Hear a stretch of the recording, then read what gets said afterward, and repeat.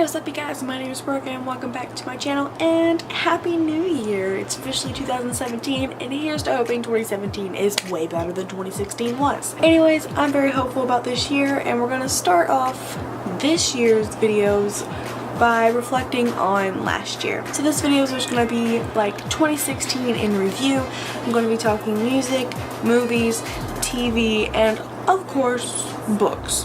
I just decided to go ahead and do all of this in one video and that's that. If you only want to stick around for part of the video, I'll leave annotations to the different parts down below so that way you can skip around and only watch what you want to. We're going to start with television, and I made a couple of different categories for this just to kind of show you some new shows I watched, some shows that I liked, something that disappointed me, just kind of cover a lot of my bases with what I really watched in 2016. A TV show that I discovered in 2016 that I loved is Teen Wolf. I am obsessed with Teen Wolf. I watch Teen Wolf like all the time and I just can't get enough of Beacon Hills, man. So I discovered this about March and I started watching it and I watched the first two seasons, like binged them, and then I kind of got off of it and I've just recently started watching season 3 and I'm back into it again and I just love it so much and I can't wait to get fully caught up, and I'm really sad that this is the last season of Teen Wolf. My next category is the TV show that I binged the most. This is probably a TV show that you most likely don't know about, but it is a TV show that originally aired on AMC, I believe, and is currently being produced by Netflix after AMC dropped it, and that is Longmire. This show is just amazing. I binged like the entire 4 or 5 seasons that are on Netflix and I just fell in love with it. I'm so into the characters. If you want to know, my favorite character is Henry Standing Bear, and I just love the show so much. Longmire follows Walt Longmire. He's a sheriff in this I think it's Wyoming town, and he's very old school and laid back. His town is right on the edge of an Indian reservation, so it kind of follows him trying to solve crimes and correlating with the Indian reservation and the relationship between the Native American people. I should say Native American, not Indian, I'm sorry.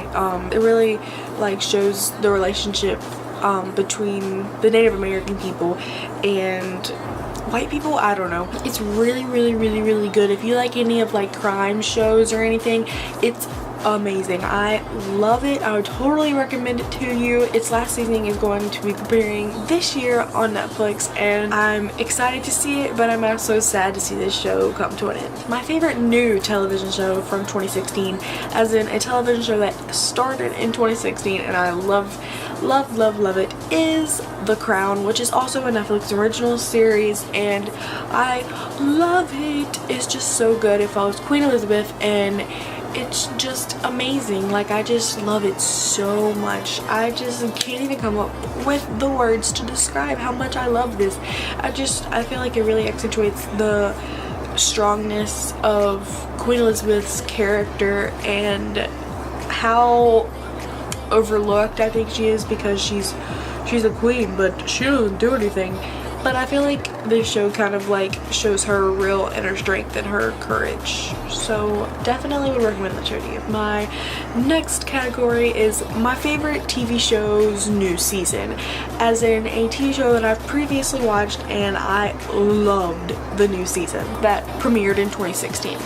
And that is definitely Scream Season 2.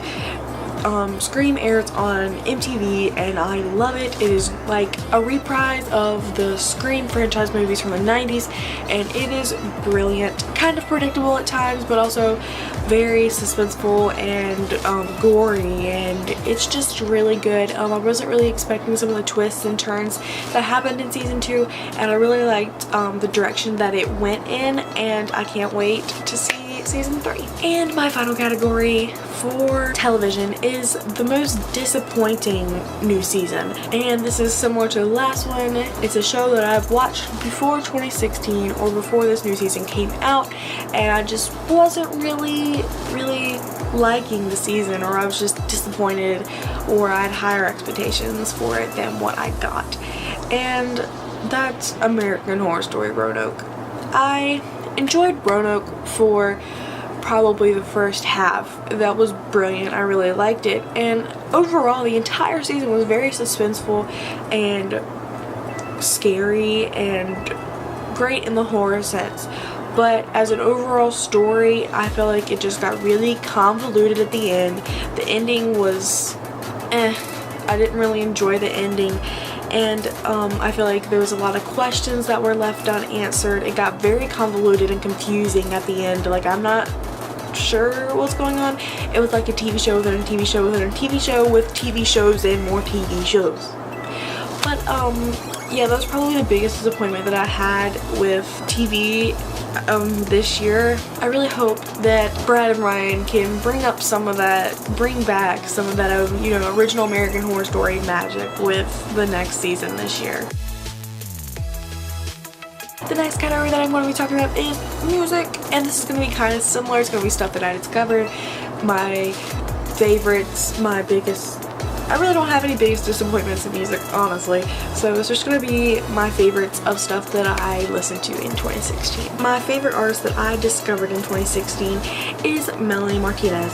I love Melanie Martinez. I started listening to her this late summer, early fall, and that was like literally all I listened to for like a straight couple of weeks. Like, I had a playlist on Spotify that was like all I listened to, and at the end of the year Spotify sends you an email and it says like your most played tracks, and like 5 of them, and like 4 out of the 5 were Melanie Martinez, and I just started listening to her. So like, just think about that. Like, that's how much I listened to Melanie Martinez.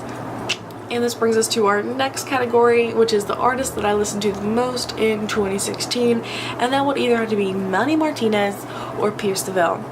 And I say Pierce the Veil because their new album came out this year and I was obsessed with it. I had the CD in my car. That's all I listened to driving back and forth, and I drive a lot, and it's just a brilliant album. And yeah, and again, that brings us to our next category, which is my favorite album of 2016, which is Misadventures by Pierce the Veil.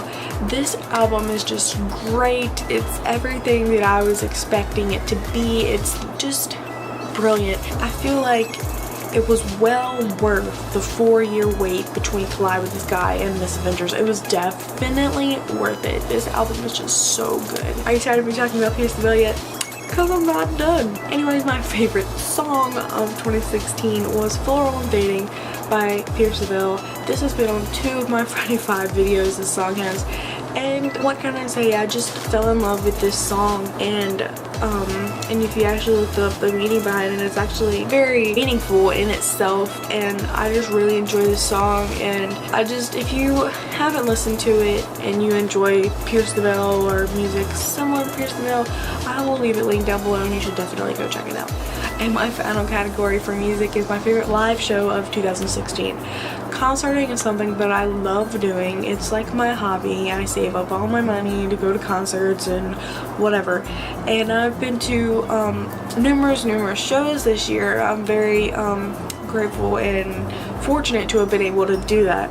So it was really hard to kind of like narrow down my favorite live show of 2016.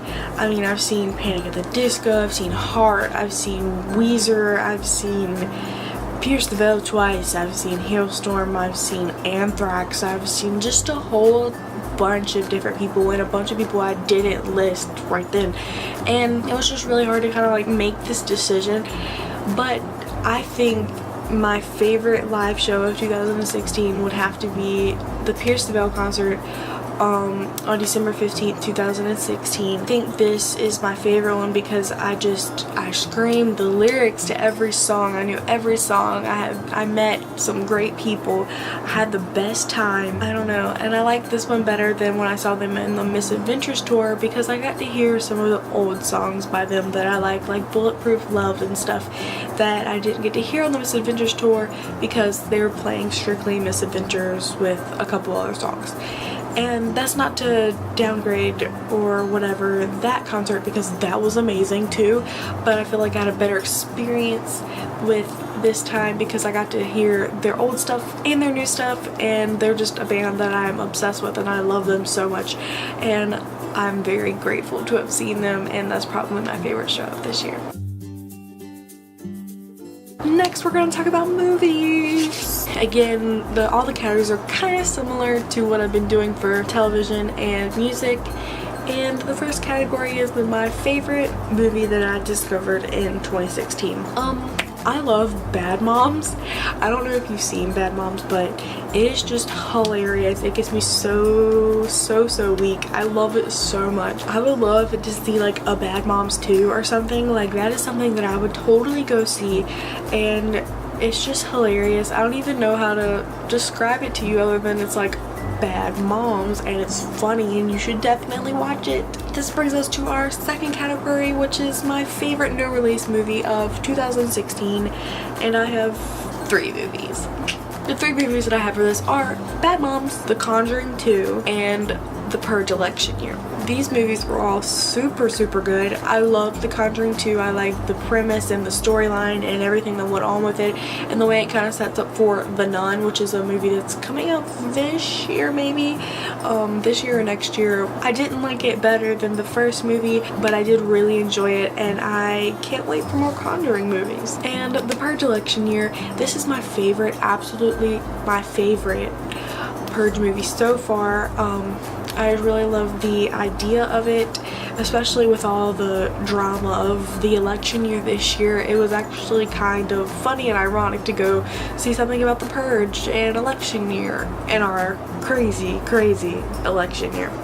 But I'm not talking politics, I'm talking this movie. It was crazy, it was suspenseful. It's the only movie where I've like jumped and been really scared and also cried because it was sad at some moments. So it's definitely like an emotional roller coaster, but it was definitely really terrifying. Crazy stuff goes down and you should definitely watch it, and I think it's most definitely my favorite of the Purge series so far. The next category is my favorite animated movie of 2016, which is hands down Finding Dory. Like, I loved Finding Dory. I've seen it like twice, and it's just so good. Me and my friends went and saw it in the movie theater. We were hardcore about it.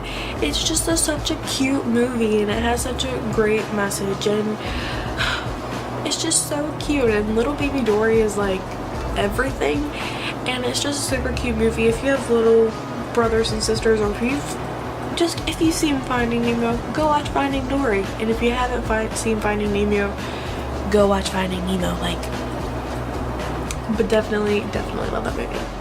Now we're gonna flip to the other side of the spectrum, and that is my least favorite movie that I watched in 2016, and that is probably going to be House at the End of the Street, with Jennifer Lawrence and some other dude. I actually read the book first for Booktubeathon this summer, and then it was for a challenge, which is like book to movie adaptation or vice versa, and you had to read the book and watch the movie. And I read the book, and then I tried watching the movie, and I couldn't get 10 minutes into the movie, and I just wasn't about it. I didn't really care that much for the book, and then the movie, I just did not care for it a whole lot. So yeah.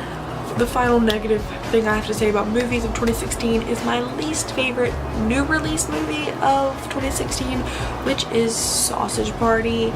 To be honest, this movie was just weird. It was funny at times, but I felt like it was just gross. I mean, a lot of the jokes and innuendos that were made were not funny. they were gross and crude, and I couldn't get behind the entire plot, which I thought was dumb. And I kind of thought it was going to be a good movie. When I first saw the trailer, I thought it was for a kids movie until he started saying the F word, and then I was like, oh, not for kids. And I still had high hopes for this movie, and I had high hopes going into it. I started watching it and it was pretty good, and it was just a little like awkward at sometimes with the jokes that were going on, but I just couldn't get behind it. It was just odd and weird and forced and awkward, and I just didn't really care for it all much. Sorry, that's just me. And now we're getting to the part that you're probably all here for. Sorry, had to keep you waiting. And that is books. We're going to be talking about 2016 in review for books. So this is kind of going to go similar to the way all the other ones went. I'm just going to have some categories and my answers and blah blah blah. So my first category is my favorite newly discovered author of 2016, which is Kiera Cass. I really enjoy Kiera Cass, who is the author of The Selection and The Siren, or The Selection series and The Siren. I really enjoy her writing style. I really do. I think it's really thought-provoking and nice. I don't know how to describe it. I just really enjoy her writing style, and I'm really glad I discovered her writing this year. And I'm going to tell you my top 8 favorite books of 2016. 1, Dorothy Must Die by Danielle Page. I started reading this series in 2016 and I loved it. The first book had me sucked in and I just like binged the rest of it, and I can't wait for the final book in the series, The End of Oz, to come out next year. The second book that I absolutely loved from 2016 is A Study in Charlotte by Brittany Cavallaro. This is like a retelling of sorts of Sherlock Holmes, and it's great. It follows Charlotte Holmes, who is a girl obviously, and she's the descendant of Sherlock Holmes, and then it follows Jamie Watson, who is the descendant of Watson from Sherlock Holmes, and their relationship as they try and get themselves out of being framed for murder. Really good story, really unexpected plot twists, and you're not going to really expect the ending. And again, this series has another book coming out this year called The Last of August, and I can't wait to read it. My third favorite book of 2016 is Down with the Shine by Kate Carius Quinn, and it is a magical realism novel, and it is amazing, and it has underlying themes underlying like murder mystery kind of aspects to it, and it has magical moonshine and crazy stuff happens, funny stuff happens. There's a slight bit of romance, but not enough to kind of take away from a bigger picture of this story, and it's just really good, and you should definitely read it. I think this book is underrated and you need to read it right now. My fourth favorite book of 2016 is Stalking Jack the Ripper by Carrie Maniscalco, and I loved this book. Like, I'm obsessed with this book. This is a historical fiction book following the main character as she is a apprentice in her uncle's morgue of sorts back in the time of Jack the Ripper, and her uncle gets one of Jack the Ripper's victims into his morgue, and that kind of thrusts her into the case of Jack the Ripper, and it's just totally insane, and it kind of keeps you guessing on who you think Jack the Ripper might be, and at the end I still was like, whoa. But I really enjoyed this book. I actually made a video about the feminism and women empowerment that I found in this book, which I will link down below if you would like to check that out. And I just found the main character to be very empowering and awesome, and I definitely recommend this book to you. The fifth book that I loved from 2016 is Three Dog Crowns by Kendra Blake. I got this book in my first Outcrate box, and I was super excited to read it. I was so stoked, and then I read it and I loved it, and I need more now. Like, this is just amazing. It follows these three sisters who are that are all queens that are born, that are basically groomed to kill the other sisters. On their 16th birthday, these sisters must fight to earn their crown, and the only way that a queen can earn their crown is by killing her other two sisters. And that's just insane. Like, the premise is just insane, and then the book and the writing style itself is like amazing. And what I really enjoyed about this book is that it's told from all of the sisters' points of view, and it's really kind of hard to pick a favorite sister. Like, I was kind of expecting there's going to be one I didn't like, one I loved, and one I was like, eh. But no, like, I love all of them in their own respects. I do have a favorite, but they're just all really well-written characters, and I would definitely recommend this book to you. The sixth book that I read that I loved in 2016 is Glass Sword by Victoria Aveyard. Okay, so this was like a brilliant installment in the Red Queen series. Like, I love Red Queen. I can't wait for the next book to come out in a month.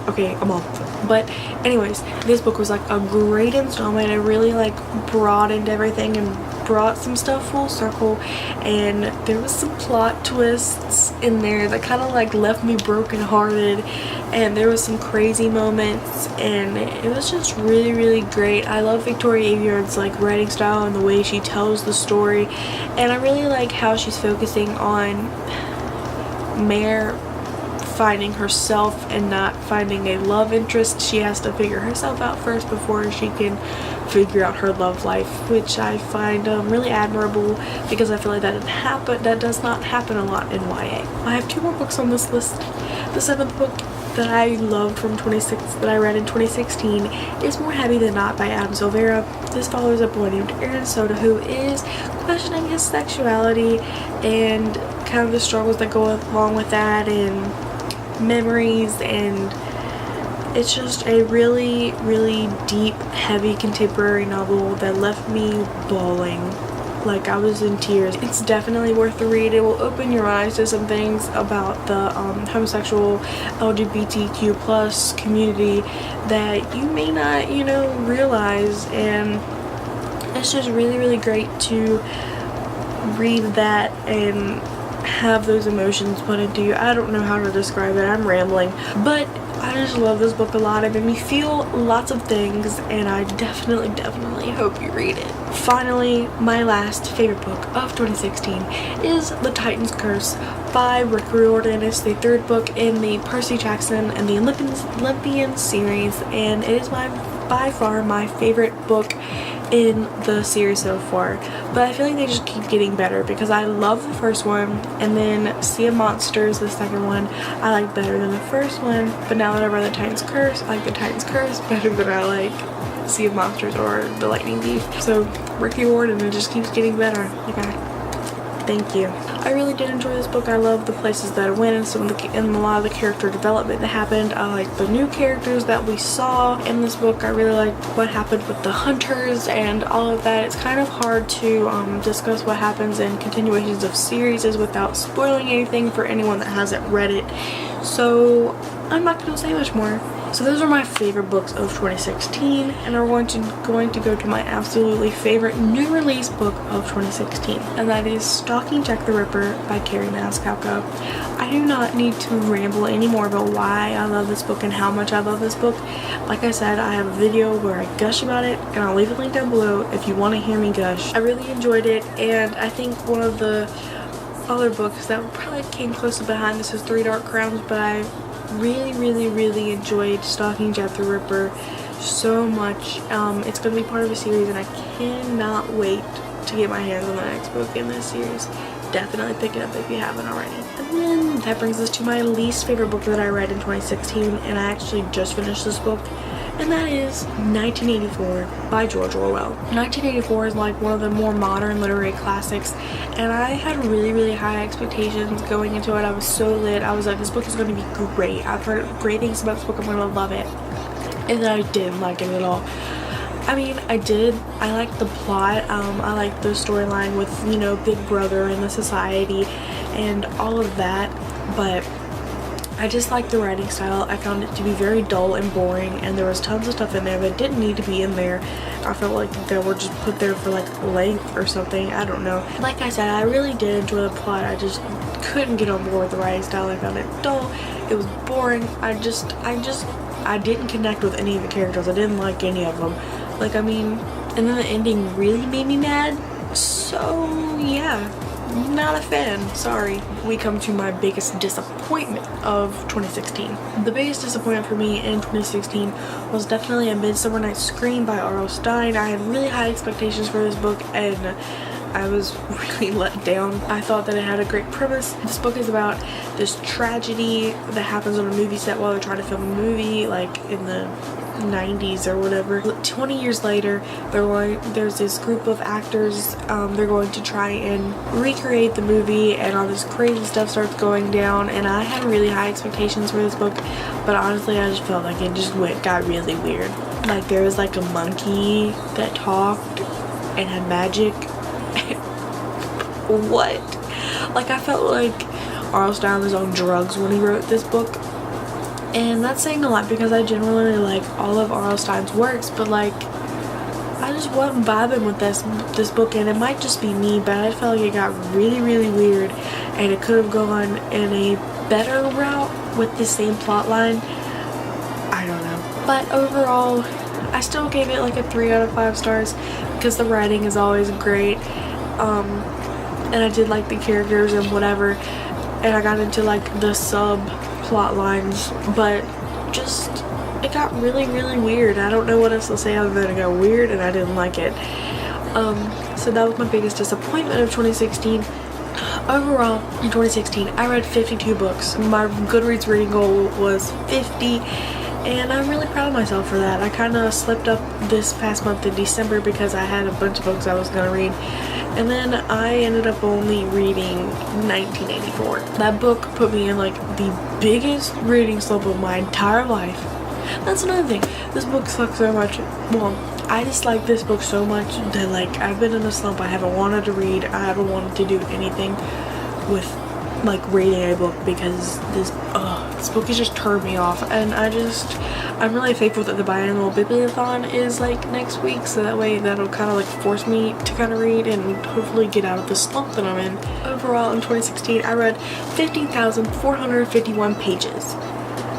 That's kind of insane to me that I read that many pages. Like, not a lot. But anyways, guys, that was 2016 in review. 2016 kind of sucked, but not for entertainment. The books, the movies, the music, the TV shows, they were fabulous. So definitely looking forward to an even greater 2017 with all of you guys and all of my shows, my movies, my music, and my books. So I can't wait to see what this year holds. Thanks for watching. Until the next video, bye guys.